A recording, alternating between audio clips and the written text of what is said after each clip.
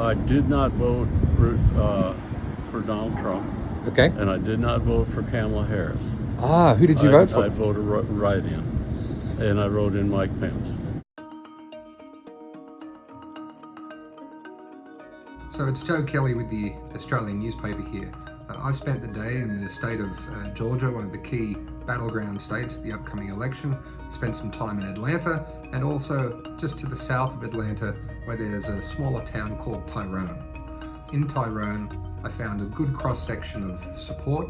I spoke to 3 people who were going to vote or had voted for Donald Trump, and all of them had similar things to say.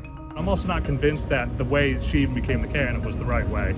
They didn't like the way that Kamala Harris became the Democratic candidate at the upcoming election. There was a concern that Kamala Harris may have known about some of the problems that Joe Biden was having with his age advancing, and that she didn't do or say anything. There were concerns expressed about the state of the American economy, and there was a feeling that the economy was traveling much better under Donald Trump. And there was also a feeling that the border had been neglected and was wide open. Borders have been just wide open. I live out of the country half the year, live down in Central America. I spoke to one gentleman, Andy, who's a truck driver for 5 to 6 months of the year, who was particularly concerned about how much the price of groceries had gone up during the Biden-Harris years. The people who were voting for Kamala Harris nearly all had similar concerns about Donald Trump, and that was his character. They didn't think he had the right temperament to be president again. And in fact, I actually spoke with a 100-year-old woman called Barbara who came out to vote in Tyrone, and she was voting for Kamala Harris, couldn't understand the Donald Trump phenomenon. Why in hell anyone would vote for Trump is beyond me. There were also 2 other Republican supporters that I spoke to, both of whom did not vote for Donald Trump. They also did not vote for Kamala Harris. They lodged protest votes. That is, they wrote in the name of another Republican person on the ballot. That means their ballots won't be counted. They didn't have to turn up, but they decided that they'd turn up and write in the name of another candidate to try and send a message to the Republican Party.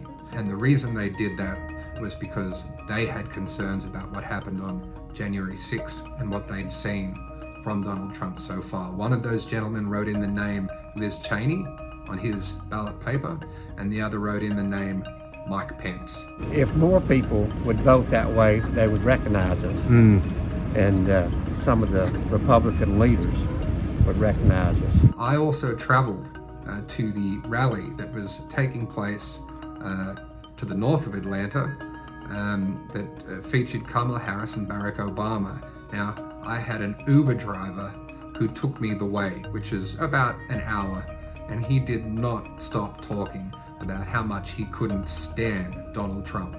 I mean, this guy really disliked Donald Trump. And I think when I was in Atlanta, most people that I spoke to didn't like Donald Trump.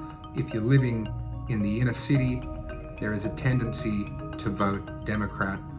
You get more Republican supporters the further out that you go. You heard his words coming from him. He's talking about the enemy within Pennsylvania. He's talking about the enemy within our country, Pennsylvania. He's talking about that he considers anyone who doesn't support him or who will not bend to his will an enemy of our country. One of the other observations that I'll make is that Kamala Harris in these final days of the campaign is really ramping up her negative attack on Donald Trump's character. That's the issue which she is really focusing on. She's on the one hand trying to promote this joyful, optimistic message about turning a page, about new leadership, a new generation of leadership, but on the other hand, she's escalating this negative message about Donald Trump. The question will be whether that pays off for her in the end.